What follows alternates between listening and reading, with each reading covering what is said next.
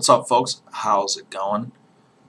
Today I'm making a video based on some shit that I saw that pissed me off a lot.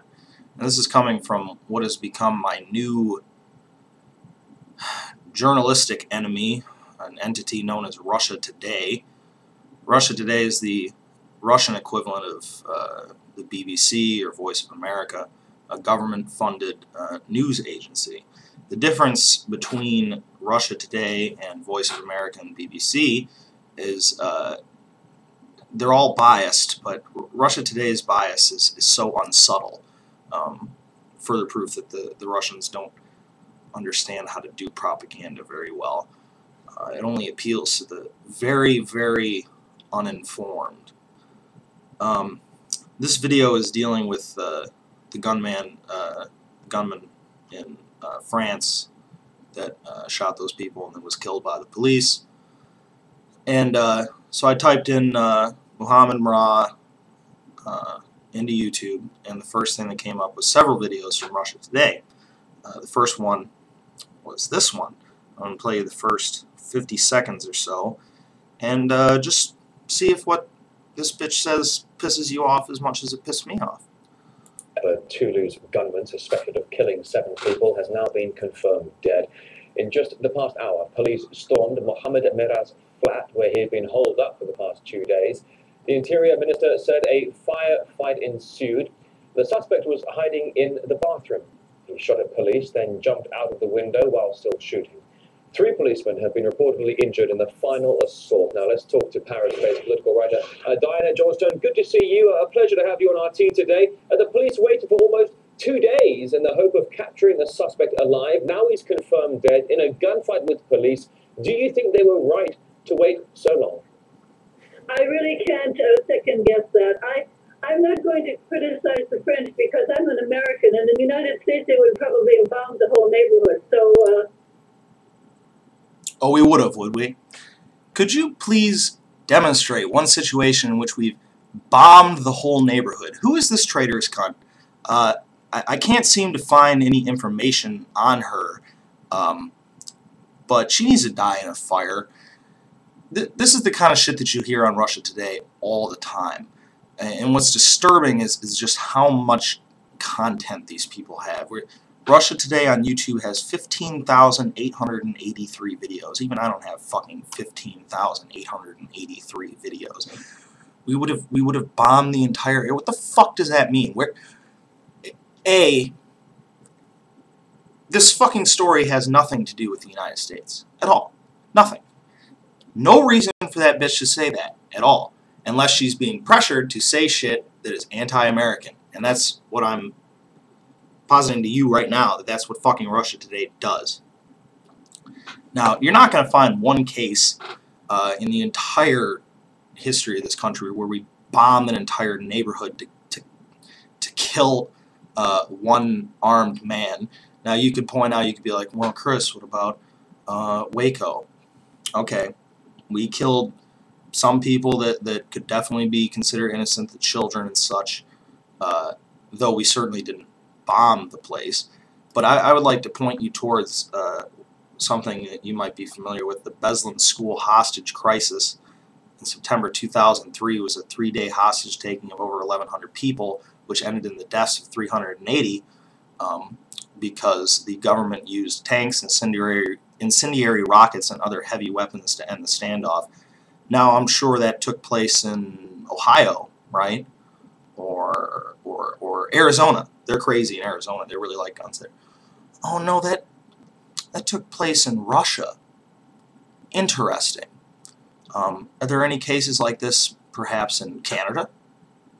Great Britain? Maybe the Aussies have bombed a neighborhood. No, it's never fucking happened. Propaganda is real and it's all around you all the time. Alright? It's not over. And people will still try to pull shit like this, even though... And this one, I chose to show you this one in particular because it's so shockingly and obviously untrue. But they just say it and they go along, and the anchor doesn't question it. He doesn't say, oh, well, cunt, well, maybe, maybe that's not true. they're both fucking smiling about it. Like they made some kind of joke. This shit's not true, and it's not funny. It's not fucking funny. What you should be focusing on is the story here, which is Toulouse gunman Mohamed Merah dead, jumps to his death in a hail of bullets. You should be talking about the situation in France. You should be talking about the Islamist problem in France. You know, if there is one or isn't one, that's what you should be talking about. Not about some shit you made up about what America would have done in this situation.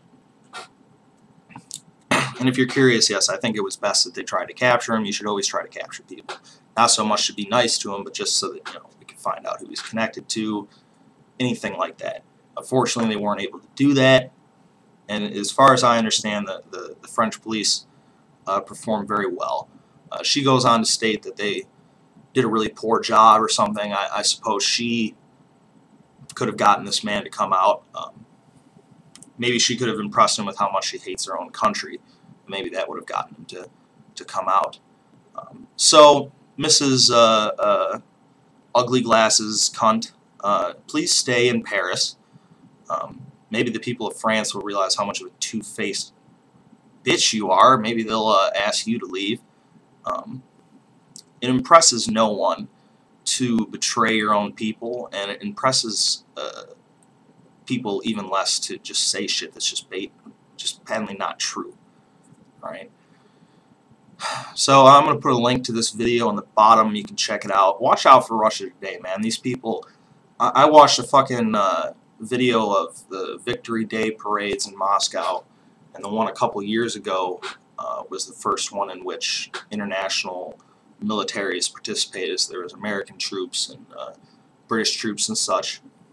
And, you know, the event was one of, you know, happiness and community and whatever, you know, celebrating our common victory over a common enemy. But you read the fucking comments of a lot of people that clearly don't speak English very well. But they all seem to be under the impression that Stalin personally just fucking killed all the Germans, and that you know, the United States and Britain didn't help at all, and that Russia is great and everything. So, a few things to recognize here. The moral of the story, if you will.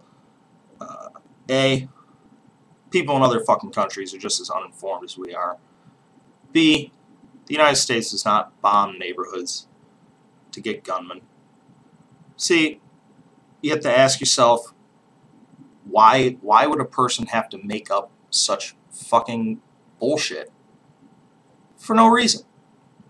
And I think the answer is because Russia is not only state-funded but state-directed, and clearly they have a motive that is beyond simply playing up Russia's you know, successes in the world, like maybe BBC plays up Britain and VOA plays up America.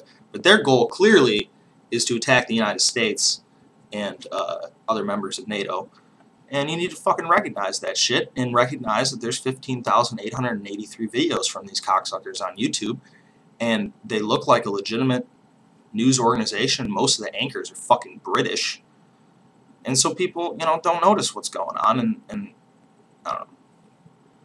So yeah, that's it for today. Talk to you folks later.